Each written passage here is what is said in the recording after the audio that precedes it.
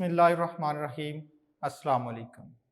आज हम बात करने जा रहे हैं चैप्टर 1 एग्जाम्पल नंबर 9।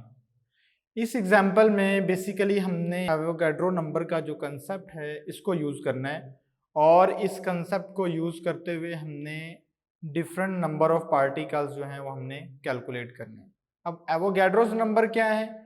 एक मोल किसी भी चीज़ के जो मिकदार है उसके अंदर जो पार्टिकल्स की तादाद होती है, नंबर ऑफ पार्टिकल्स होते हैं, वो हम कहते हैं एवोगैड्रोस नंबर, जिसकी वैल्यू है 6.02 मल्टीप्लाइड बाय 10 पावर 23।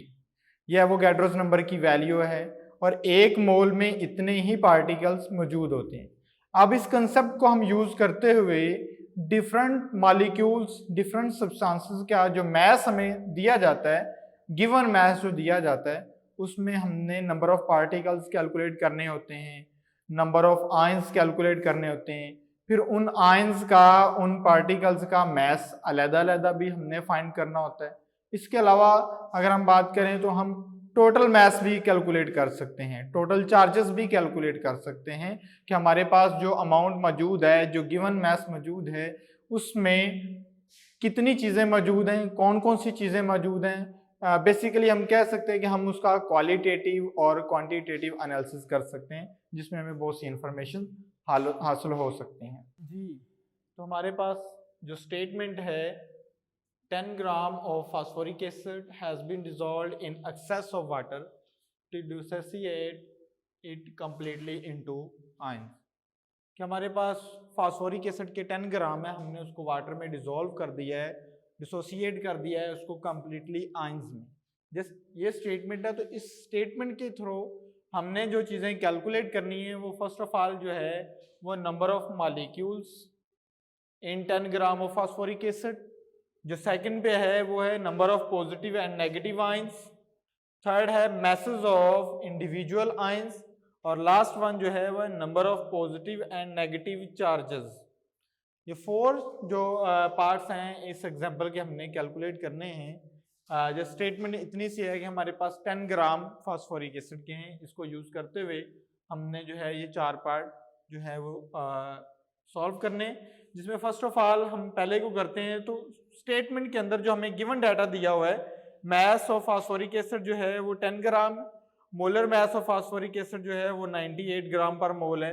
हम इस डाटा को यूज करते हुए एवोगैड्रोस नंबर का जो फार्मूला होता है number of molecules is equal to mass over molar mass multiply by Avogadro's number, इस फार्मूले को यूज करेंगे और हम इस डाटा को पुट करेंगे। तो हमारे पास जो पहला हिस्सा है number of molecules in 10 gram of phosphoric acid, ये हमें इसका जो है वो डाटा ऑब्टेन हो जाएगा, जिसमें हम देखते हैं कि नंबर ऑफ मॉलिक्यूल्स 10 ग्राम जो है वो हमारे पास क्या है, गिवन मैस है, जबकि 98 ग्राम पर मोल जो है वो हमारे पास मोलर मैस है फास्फोरिक एसिड का।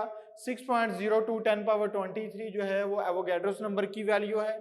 हम इनको मल्टीप्लाई और डिवाइड करते हैं तो हमारे पास जो ओवरऑल आंसर आ जाता है वो है 6.14 मल्टीप्लाई बाय 10 पावर 22। तो हम कह सकते हैं कि 10 ग्राम फास्फोरिक एसिड में हमारे पास इतने मॉलिक्यूल फास्फोरिक एसिड के होते हैं। देन नेक्स्ट जो है बी पार्ट जो है वो हम कैलकुलेट करना चाह रहे हैं number of positive and negative ions. तो उसमें हम कहते हैं कि फास्फोरिक एसिड को जब डिसॉल्व किया जाता है वाटर में तो उसकी आयनाइजेशन जो होती है वो ये है कि 3 पॉजिटिव आयंस बन रहे हैं और एक जो है वो नेगेटिव आयन बन रहा है। हम बैलेंस केमिकल इक्वेशन को यूज करते हुए कंपैरिजन करेंगे रिएक्टेंट और प्रोडक्ट में। हमारे पास है फास्फोरिक एसिड, इसको हम पहले पॉजिटिव आयन के साथ कंपैरिजन करते हैं तो हम कहते हैं कि अगर एक मॉलिक्यूल हमारे पास फास्फोरिक एसिड का हो, जब इसको डिसॉल्व किया जाता है तब 3 आयंस बनते हैं पॉजिटिव आयन। और अगर हमारे पास 6.14 मल्टीप्लाई बाय 10 पावर 22 मॉलिक्यूल्स हो फास्फोरिक एसिड के, जो अभी हमने कैलकुलेट किए 10 ग्राम में, तब कितने पॉजिटिव आयंस बनते हैं, तो हम उसको 3 के साथ मल्टीप्लाई कर देते हैं, क्योंकि जब एक फास्फोरिक एसिड का मॉलिक्यूल आयोनाइज होता है तो 3 पॉजिटिव आयन बनते हैं। जब 6.14 मल्टीप्लाई बाय 10 पावर 22 जो हैं वो डिसोसिएट होंगे तब पॉजिटिव आयंस कितने बनते हैं, तो हम उसको 3 से मल्टीप्लाई करेंगे तो हमारे पास आ जाते हैं 1.824 मल्टीप्लाई बाय 10 पावर 23। ये हमारे पास पॉजिटिव आयंस आ जाते हैं। इसके बाद हम नेगेटिव आयंस को कैलकुलेट करने के लिए सेम एज इट रिएक्टेंट और प्रोडक्ट में हम नेगेटिव आयन को चूज करेंगे। फास्फोरिक एसिड हमारे पास है और दूसरी तरफ नेगेटिव आयन जो फास्फेट आयंस हैं इनको हम कंपैरिजन करेंगे।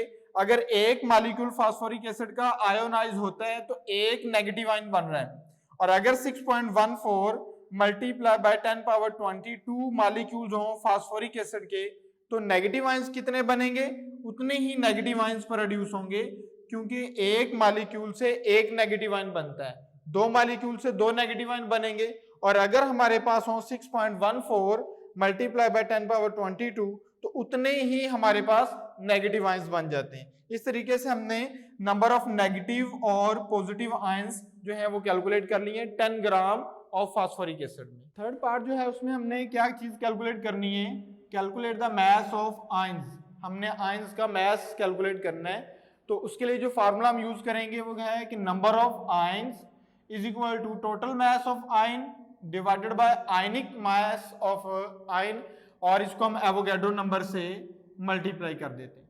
इसमें हमारे पास जो वैल्यूज हैं नंबर ऑफ आयंस हमने पहले हिस्से में कैलकुलेट किए हैं।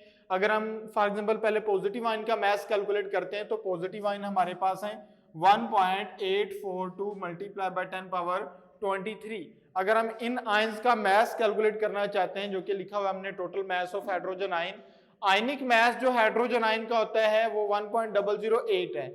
उसको जब हम एवोगैड्रो नंबर के साथ साथ हमने मल्टीप्लाई किया हुआ है, ये तमाम वैल्यूज हम दूसरी तरफ ले जाते हैं तो total mass of hydrogen ion जो आ रहा है वो कितना आ रहा है 0.308 ग्राम जो है वो पॉजिटिव आयंस का मास आ जाता है। सेम एज इट हम इसी फार्मूले को दोबारा यूज करेंगे, number of ion is equal to total mass of ion. लेकिन अब जो आयन है पहले हमने पॉजिटिव आयन यूज किया, लेकिन अब हम नेगेटिव आयन यूज करेंगे। नीचे जो आयनिक मास ऑफ आयन पहले हमने हाइड्रोजन का यूज किया, लेकिन अब हम फास्फेट आयन का यूज करेंगे। तो उसको एवोगैड्रो नंबर से जब हम मल्टीप्लाई करते हैं और रीअरेंज फार्मूले को करते हैं तो हमारे पास नेगेटिव आयंस का जो मास है वो 9.689 ग्राम जो है वो नेगेटिव आयंस का मास आ जाता है। और लास्ट पे हम जो है वो क्या करना चाहते हैं, कैलकुलेट पॉजिटिव और negative ions, number of positive और नेगेटिव चार्जेस कैलकुलेट करना चाह रहे हैं। तो एक मॉलिक्यूल को जब हम आयोनाइज करते हैं तो उससे 3 पॉजिटिव आयंस बन रहे होते हैं। सॉल्यूशन के अंदर जब हम वाटर में फास्फोरिक एसिड को डिसॉल्व करते हैं तो 3 पॉजिटिव चार्ज बनते हैं।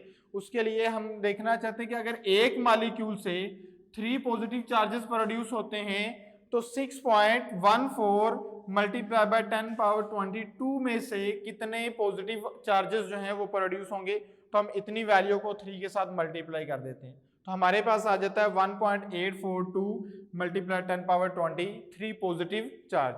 और यहाँ पे हम एक जो है इंपॉर्टेंट बात है कि number of positive and negative charges are always equal. Ions different हो सकते हैं लेकिन जो चार्जेस होते हैं, चार्जेस की जो वैल्यू है वो सेम होती है। अगर हमारे पास पॉजिटिव वैल्यू इतनी है तो इसका मतलब है नेगेटिव वैल्यू भी सेम टू सेम इसके इक्वल होगी।